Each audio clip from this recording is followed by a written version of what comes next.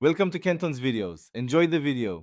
You're starting with admin rights and saved work. That's essential. Open Start, go to Settings, then Update and Security. Once there, choose Recovery and click Restart Now under Advanced Startup.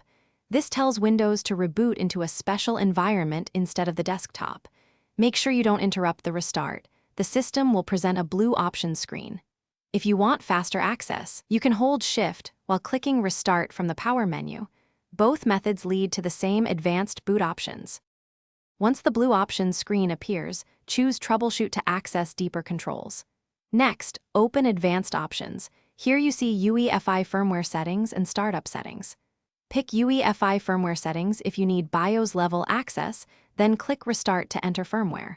Alternatively, choose startup settings to change boot behavior like safe mode or disable driver signature enforcement.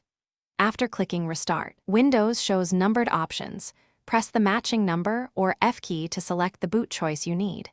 This is how you reach the boot menu.